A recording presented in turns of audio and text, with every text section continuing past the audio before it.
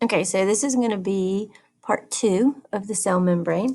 And so specifically, we're going to talk about things moving in and out of the cell and what can get in and what cannot get in. All right, so I'm drawing a little cell here for you. Did not do my little phospholipid legs to put those all in there. So this is basically a very, very tiny version of what a cell would look like. So if you drew all these little legs, this whole interior side of your cell membrane, every one of these little phospholipids has 2 legs, and the legs are all hydrophobic. And so they make this inner layer waterproof, okay? But, and you could continue it all the way through, it would look the same. But not, we want it to be waterproof, but we definitely need things to come in. And so the ability to choose what comes in and out of the cell is called selectively permeable. Permeable, sorry, that's a B. All right, so permeable means things can permeate or pass, and selectively means we can choose what can come in and out. Now, there's a couple of things that don't have to get permission to come through because of how they're made. So anything that is hydrophobic, okay, it can pass no problem, right? The plasma membrane is fine with it, so hydrophobic substances like hormones are allowed to just pass straight through the membrane and get into the cell or out of the cell.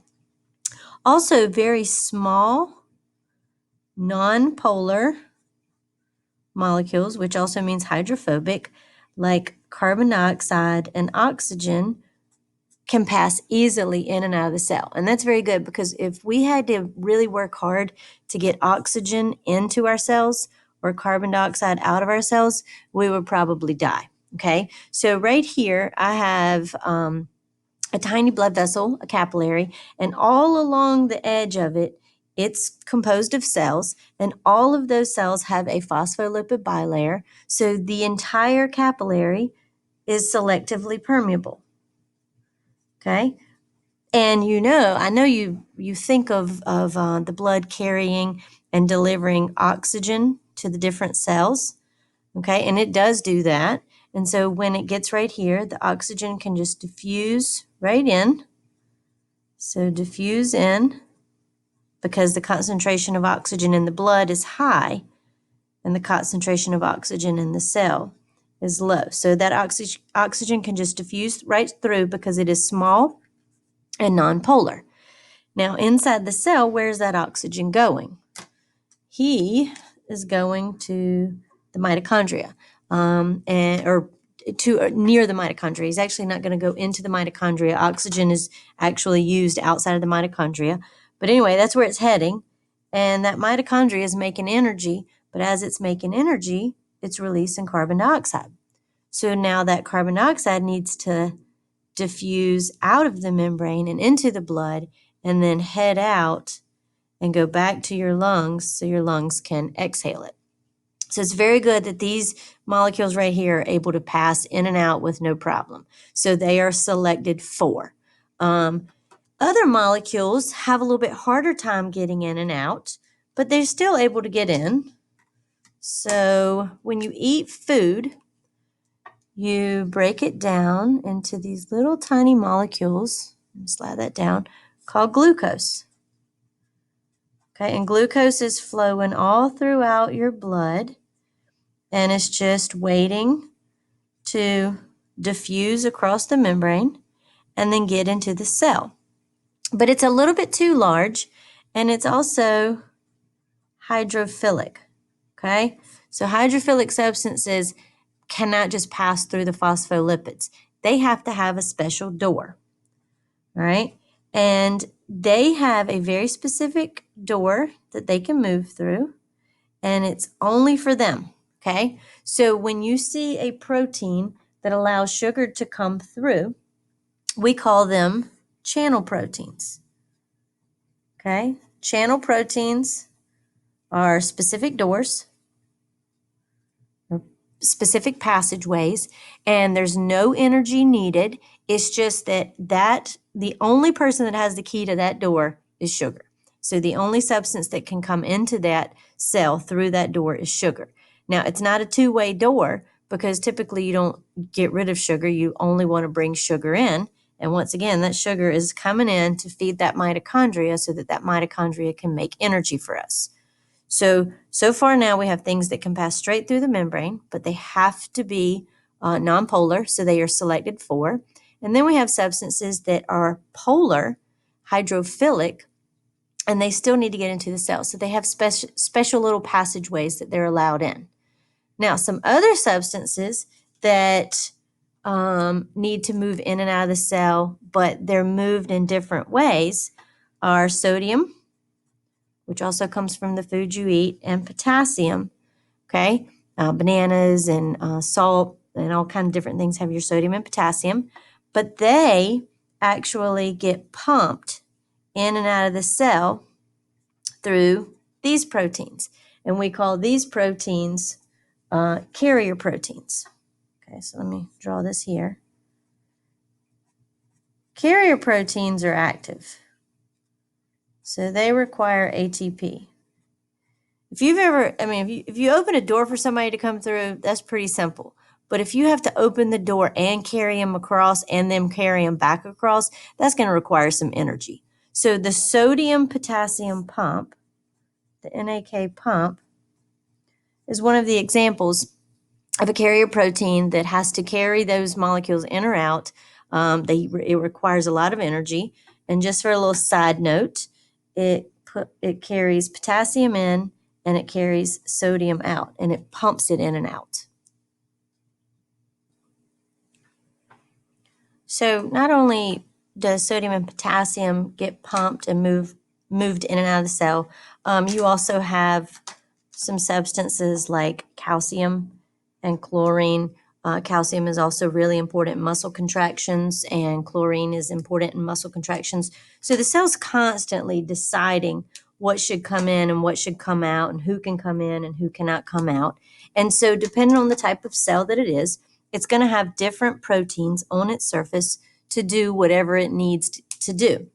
Cells that have a lot of energy requirements are going to have a lot of these channel proteins to allow the sugar to come in because they need a lot of energy. Cells that are doing a lot of muscle contraction, so muscles are going to have a lot of these sodium potassium pumps and a lot of these glucose carrier proteins because they've got to get a lot of stuff in. But you also over here to the side, you see that I've drawn some peripheral proteins and shown how they hang on to another cell beside them. But these embedded proteins are the ones we're talking about right now, and those are the integral ones. Now, the one substance I haven't really talked about moving in and out of the cell is water. So water is going to be flowing, and hopefully it'll be all throughout your blood vessels here because you're going to be drinking water and making sure that your blood flows very well. There's all kinds of stuff embedded in it, and it gets thick, so you want to stay super hydrated. And also, sometimes your cells need water, and sometimes they make or have too much water and it needs to leave. Water is polar. It is hydrophilic. So therefore, it means it cannot just pass straight through the membrane. It has to have its own door. Okay, and so I'm just going to draw one embedded in here. All right. And so water, like I said, all of these different channels are specific. Okay, so a channel protein that carries water either in or out, because water sometimes goes in and sometimes goes out. I'm going to draw it over here. It's called an aquaporin. And aquaporins, their only thing they carry is H2O. Okay, so a cell that has a lot of aquaporins would be a cell that would shrink and swell excessively because it's going to allow water in and out, for all kinds of different reasons. So just know that the membrane is selectively permeable. Hydrophobic substances have no issue just slipping in and sliding in through these phospholipids.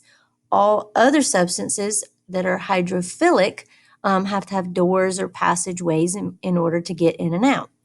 Now, these are for tiny things. When we talk about large, big particles trying to come in and out of the cell, they cannot fit through these doors. They have to be brought in by different means, or they have to be broken down into smaller pieces before they can get there. And so this is what happens with your food. Your food gets broken down in the blood, and the enzyme that breaks down this sugar into smaller and smaller pieces. You have different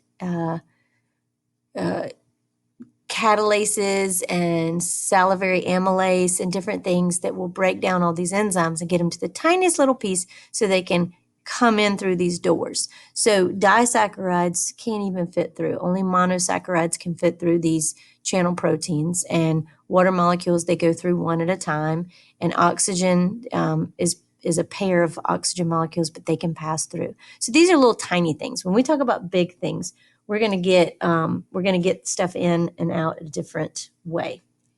Aquaporins, it allows for 3 billion water molecules to pass through per second, which is unbelievable. So right now in your body, these little aquaporins on your cells are just passing through, and these water molecules can go in 3 billion per second.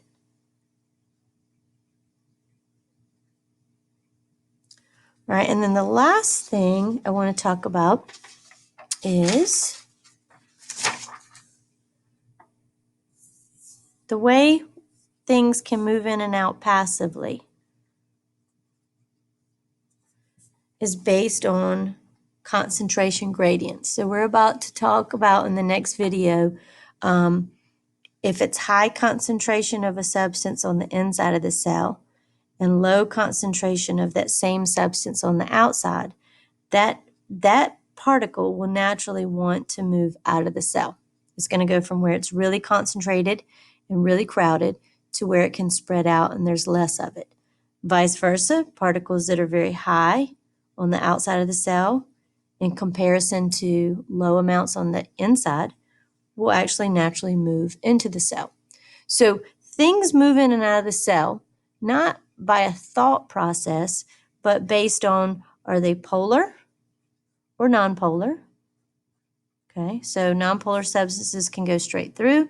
Polar has to travel through doors or channels or carrier proteins. And then it's also the size. Okay, so small is pretty good. Large either has to be broken down or it has to get in different ways. And then we look at the concentration. So molecules and particles will move from where they're highly concentrated to where there's low concentration. All right, so that is the second little part of cell membranes and transport. And you will have a small quiz on this information.